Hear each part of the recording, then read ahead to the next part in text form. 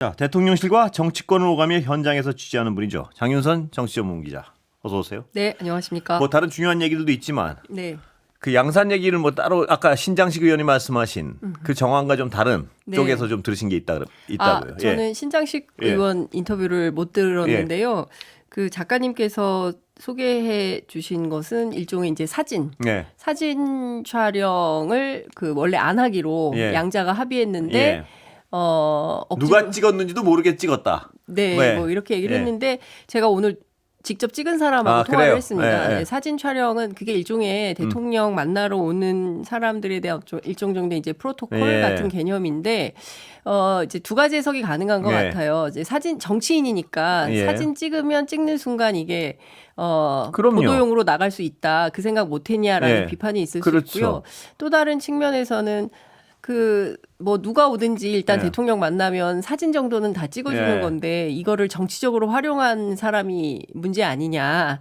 물론 그 사람도 문제인데 해석을 하고 전직 있습니다. 대통령이 그 정도 정치적 판단은 했어야 되는 거 아닌가. 저는 이런 생각도 좀 드는데요. 네, 일단은 전반적으로 제가 취재를 해보면 어떤 얘기가 나오냐면 양산에서는 온다는 사람 어떻게 막냐. 뭐 그게 우리나라 것이고요. 정서겠죠. 그렇죠. 그러나 그 이낙연이란 분의 정치적인 어떤 행위를 잘 아는 사람들은 그거 막아야지 되지 않겠습니까? 이렇게 악용이 되는데. 그렇죠. 그래서 사실은 이낙연 전 총리의 이른바 이제 사진 정치에 대해서 민주당의 친문 정치인들이 오히려 더 격분하고 있어요. 만약에 이낙연 전 총리가 문재인 전 대통령 만나러 온다고 하면 대통령 바짓가랭이를 붙잡아서라도 못 만나게 했어야 됐다. 그런 생각이 들겠죠. 이렇게 이용 나갈 게 뻔하니까. 나갈 게 뻔한데 왜 만나게 했는지 이해할 수가 없다. 결론적으로 대통령이 이낙연 전 총리한테 이제 일본만 쓰면 그렇지만 당한 거다. 또 이런 얘기를 하고 있고요. 재밌는 포인트는 작년 이맘때도 딱 왔다는 거예요. 추석 무렵에 내외가 작년에도 왔었다. 그러니까 이제 추석 인사차 들르는 건데요. 대체로 비공개 일정인데 문재인 정부에 모두 3총리가 있었는데 정세균 그다음에 이제 김부겸 두 총리 같은 경우에는 무시로 드나든다는 거예요. 아무 때나 오고 뭐 여러 가지 얘기도 하고 이러는데 1년에 딱 한 번 오는 사람이 있으니 바로 이낙연 총리가 1년에 딱 한 번 오는데 1년에 한 번 온다는데 그거를 못 오게 할 수 있냐. 뭐 그래서 일단 오라고 한 건데 야박하게 할 수는 없었다. 이 얘기를 하고요. 정치 얘기는 일절 없었고 외국에 놀러 다닌 얘기 주로 나눴다고 하고요. 김문수 후보를 지난 대선에서 지지한 것은 정말 상상 초월 수준이어서 민주당 안에서 이낙연과의 한판, 푸닥거리 이런 게 좀 필요한 거 아니냐라는 생각이 좀 들기도 하고 양산 내부에서 판단할 때 이낙연은 이미 정치낭인에 불과한 사람인 것 같고 기도 많이 빠져 있더라. 이제 이런 얘기를 하고요. 그리고 문재인 전 대통령 입장에서는 이낙연 전 총리가 일종의 이제 아픈 손가락 같은 개념이다. 한편으로는 매우 밉고 또 한편으로는 매우 안타까운 생각이 드는 사람이어서 안 만나줄 수도 없고 뭐 이런 판단이 들었다. 말씀들은 정리상 이해가 가는 부분도 있지만요. 그 정부적 판단을 해보면 이거 안 되리라는 게 뻔히 나오는 것 같아서요. 그러니까 너무나. 주변 참모들이 뜯어 말렸어야 됐다. 글쎄요? 뭐 이런 얘기도 있고요.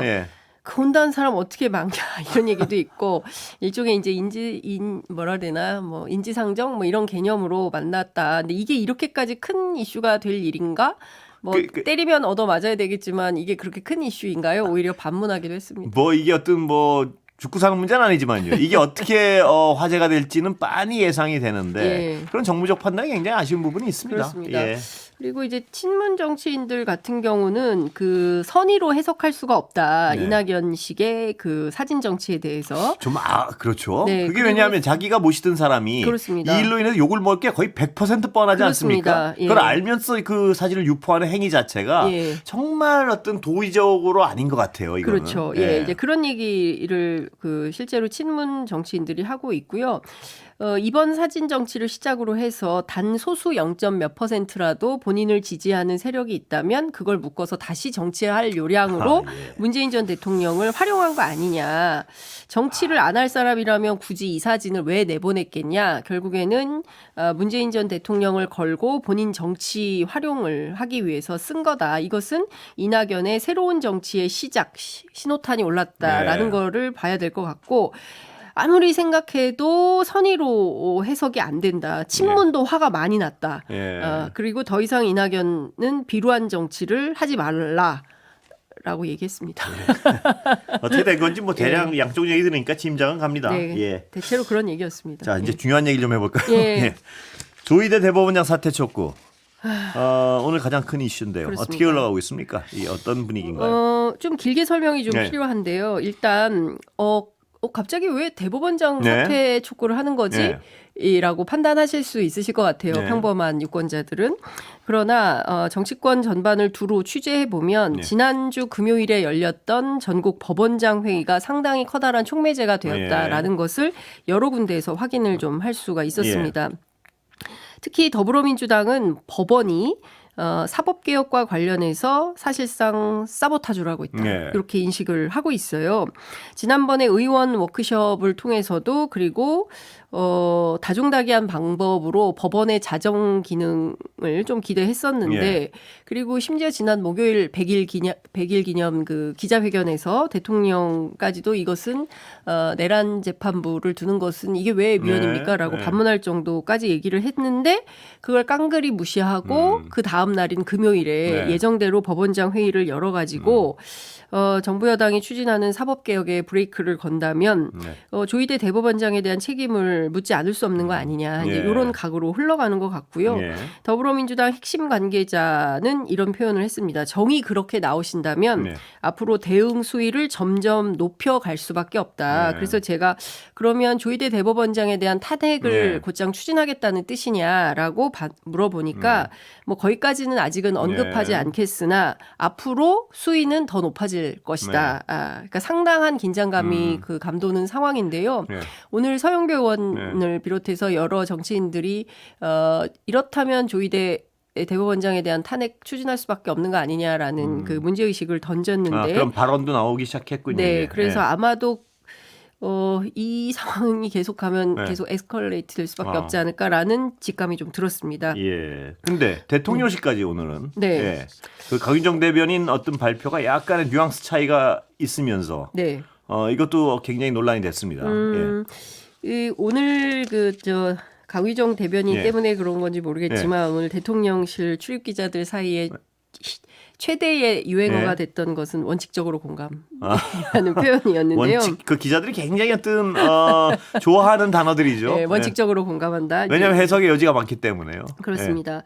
근데 이제 뭐 사정을 쭉 종합을 해보면 일정 정도는 실수인 측면도 있어 보이고요. 또 일정 정도는 좀 기자들에게 친절하게 좀 설명을 하려다 보니까 뭐 이런저런 말들을 막 하다 보니까 말이 좀 길어져서 생긴 불찰인가? 이제 이런 생각이 좀 들기도 하는데요. 중요한 포인트는 그 강유정 대변인이 원칙적으로 공감한다는 것이 조희대 대법원장 사퇴에 원칙적으로 공감한다는 뜻이 아니라 국회는 좀 들어보세요. 국회는 숙고와 논의를 통해서 헌법 정신과 국민의 뜻을 반영하며 대통령실은 그러한 시대적 국민적 요구가 있다면 임명된 권한으로서 그 요구에 대한 개연성과 이유를 돌이켜 봐야 될 필요가 있다는 취지다. 많이 어려운데요. 많이 어렵습니다. 요 세 문장 때문에 오늘 하루 종일 많이 힘들었는데 하여튼 많이 어렵지만 이제 중요한 것은 어쨌든 지금 이 시대적 국민적 요구, 이 법원 개혁이 필요하다. 이대로 재판부가 이제 직위원 재판부가 차일피일 재판을 이렇게 지연하는 것처럼 보이는 행태가 반복되는 것은 문제가 있다. 그 문장만 보면요. 저도 기자로서 평생 살아. 그 문장만 보면 어떤 누군가가 사퇴에 원칙적으로 동의한다고 써도 크게 너 무슨 기사를 이렇게 썼냐고 말은 못할 부분이 있어요 분명히. 이거는 이제 나중에 추후에 이제 보강된 표현이기는 한데요. 주로는 왜 요새는 기자들이 속보 경쟁을 세게 하기 때문에 브리핑을 들으면서 기사를 씁니다. 그러면서 브리핑 중에 속보, 대통령실 조희대 사퇴 요구에 원칙적 공감. 이게 보도가 나간 거예요. 한 줄짜리 기사가요. 이제 그러면서 조희대 사퇴에 대한 게 아니라 전반적인 시대적 국민적 요구가 있다면 충분히 어떤 상황이 벌어졌는지 이해가 갑니다. 그래서 완전히 오늘 하루 종일 막 그야말로 이제 사달이 났던 것인데요. 기사는 엄청나게 쏟아지고 있고 그리고 뭐 거의 잘 걸렸다라는 표현이 적합한지는 예. 모르겠으나 국민의힘에서는 그 행정부가 네. 대법원장 사퇴에 원칙적으로 공감해? 이제 이렇게 되면서 이게 일파만파 상당히 커지고 있으면서 불똥이 대통령에게까지 이제 튀게 된 거죠. 이재명 대통령이 재판 안 받으려고 대법원장 사퇴를 요구하는 거 아니냐라는 것까지 이제 번지면서 이것이야말로 이재명 대통령이 탄핵감이다라고 한동훈 전 대표가 비판하기에 이르는 겁니다. 이 와중에 또 대통령실이 중앙기자단에 풀하는 텍스트가 있어요. 근데 이 버전에서 일종의 이제 설명 자료를 만들면서 처음에 올라갔던 문구하고 조금 다르게 문구가 올라가면서 이거를 왜 이렇게 올렸냐 해서 소동이 빚어지기도 했고 이거를 설명하는 과정에서 대변인이 기자들한테 오독 오보 이런 표현을 써서 우리가 뭘 오독을 했다는 거냐 막 이러면서 이제 일파만파 하루 종일 그랬는데요. 대통령실 고위 관계자 취재하니까 이번 일은 대변인의 좀 실수인 걸로 보이고 사람인데 실수할 수 있지 않냐. 그리고 본인이 실수라고 생각했기 때문에 내려와서 곧장 해명한 거고 이제 예전 같으면 이런 게 이제 대충 이렇게 되는데 요새는 다 라이브를 하지 않습니까? 그리고 KTV를 통해서 이미 다 나가버린 거기 때문에 그걸 또 다시 뭐 이렇게 조정이 잘 안 되는 상황이에요. 그래서 그렇습니다. 이런저런 소동이 있었다. 소동이 있었겠네요. 네. 바빴습니다. 그러니까 무슨 말을 하고 싶은지도 알겠고 또 그거를 그렇게 해석한 기자들은 왜 그렇게 해석했는지도 또 근거가 없진 않아요. 분명히 그렇습니다. 문장을 쫙 보면. 그러다 보니까 양쪽이 다 섭섭할 수도 있고 보니까. 그렇죠. 그런데 이렇게 양쪽이 다 섭섭할 수 있다는 건 그 첨의 문장이 명확하지 않았다는 거. 그건 분명한 것 같고요. 그렇죠. 그렇기도 하고 그러니까 저는 이제 이 대변인이라는 직책이 얼마나 엄중한지 아마 오늘 그 현장에 있는 기자들은 그렇겠네요. 다 느꼈을 것 같다라는 대변인 본인도 아주 절실히 느꼈을 것 같은데요. 본인도 굉장히 당혹했지 않았을까 싶습니다. 자, 법원 독립 이 사법 독립 가지고는 여권 지지층에서는 지금 뭐 굉장히 부글부글 끓는 것 같습니다. 무슨 사법부가 뭐 군림하려는 것이냐 뭐 이런 비판부터요. 그렇죠. 오늘 보면 예전에 이제 검찰 검사들이 이프로스에 막 기수별로 글 올리면서 반발하던 모습이 이제 연상이 될 정도로 판사들이 오늘 코트넷에 여러 글을 올린 게 언론에 많이 보도가 됐었는데요. 뭐 이제 주로 익명으로 얘기를 하던데 특정 사안에 대해서 다른 의견을 냈다고 사법부 수장한테 사퇴 요구를 하는 것은 사법부 독립의 정면 침해다. 그리고 선출된 권력이 우위에 있다는 발상은 지극히 위험하다. 이건 이제 강유정 대변인의 발언을 이렇게 비틀어서 하는 얘기인 것 같고요. 뭐 나치도 국민이 선택한 권력이었고 그 결과 세계 대전까지 초래했다. 뭐 이제 이런 얘기. 독재 정권 때도 없던 일을 이제 정부 여당이 추진하고 있다. 이제 이렇게 판사들이 비판을 하고 있는 건데요. 근데 사실 본질을 좀 꿰뚫어 볼 필요가 있다. 그러니까 지금 이게 특정 사안에 대해서 다른 의견을 냈기 때문에 내란 특별 또는 내란 전담 재판부를 구성하자고 하는 것이 아니고요. 중요한 것은 쭉 참여연대 민변이 내란 재판 초기부터 지금까지 모니터링을 해보면 지규현 판사가 재판을 무슨 행사 MC 보듯이 하고 있다라고 비판을 하고 있어요. 그리고 뭐 일주일에 한 번, 그러니까 집중심리, 박근혜 그 국정농단 사태 때도 집중심리를 통해서 재판을 좀 속행할 필요가 있는데 이제 일주일에 한 번 덜어는 뭐 2주 연속 쉬기도 하고 휴가 기간 다 휴정하기도 하고 이러면서 세워라 내워라 재판을 질질 끌고 있는 거 아니냐. 이제 어제 한정혜 더불어민주당 정책위 의장의 그 기자 간담회 설명에 따르면 이런 식이면 재판이 5년이 갈지 10년이 갈지 하세월 아니냐. 언제 끝나는 거냐. 이런 문제의식 속에서 그리고 지금 지규현 판사가 담당하는 서울중앙지법 형사 25부는 경제, 식품, 보건 이 세 가지를 주로 다루는 재판부인데 일종의 내란 사건도 경제, 식품, 보건 그 이외에 원오브댐 건으로 다룬다면 이게 과연 우리 국민들이 납득할 수 있는 국민 법감정에 맞는 것이냐. 다른 거 다 떠나서 지난 12월 3일 날 국민을 향해서 총뿌리를 겨눴던 그 심각한 비상계엄 내란 사태에 대해서 이것은 특별하게 정리해야 될 필요성이 있는데 일상적으로 쏟아지는 수십만 건의 사건 중에 원오브댐? 이게 말이 되나? 이런 판단을 할 수밖에 없는 것이고 그런 차원에서 보면 언제까지 이 내란 재판을 질질 끌 거냐.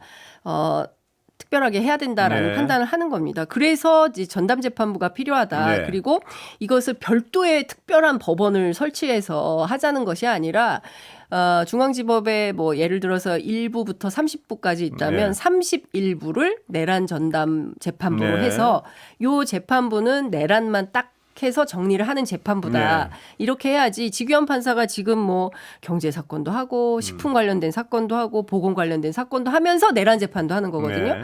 그러면 지규현 판사 스스로도 굉장히 업무가 과중되는 거 아니겠습니까? 네. 그래서 그런 측면에서 이런 별도의 재판이 필요하다, 재판부가 필요하다, 이런 것이고, 사실은 법원이 먼저 나서서 예. 이 사건은 이렇게 처리하는 게 좋겠다라고 그렇습니다. 먼저 결심을 예. 해 주었다면 사실은 입법부가 나설 하등의 이유가 그렇습니다. 없다. 그런데 6개월이 지나가도록 우리 법원이 이 문제에 대해서 아무런 결정을 하지 못하고 네. 더군다나 지규현 판사 같은 경우에는 룸사롱 의혹이라는 예. 개인적 의혹도 갖고 있지 않습니까? 예. 그런데 업무 배제하지 않은 채 이 재판을 계속 수행하는 것이 과연 옳은 것이냐에 대한 문제 지적이 있는 거잖아요. 예. 그리고 가장 중요한 건 지기현 판사가 과연 이 내란이란 혐의에 대해서 객관적인 판단을 하고 있느냐 의심하고 있는 사안이 바로 구속기간 연장 부분에 그렇습니다. 있어서 날짜를 시간으로 계산해서 아주 평범한 법상식으로는 도저히 이해할 수 없는 논리를 들이대가지고 내란 최고 수괴 혐의자를 풀어줬단 말입니다. 그렇죠. 그러면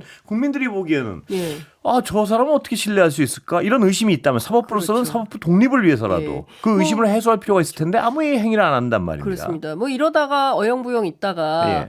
구속만기로 또 풀어주려고 하는 거 아니야라는 뭐 그런 의심을 할 국민적 수밖에 의심도 없죠. 예. 하고 있는 것이죠. 그리고 이제 바닥바닥 날짜는 다가오고 그러니까 이제 지규현 판사가 12월까지는 1심을 끝내겠다라는 얘기는 하고 예. 있는데 그걸 고지고대로 믿을 수가 있겠냐 뭐 이런 문제 의식도 있고요. 오늘은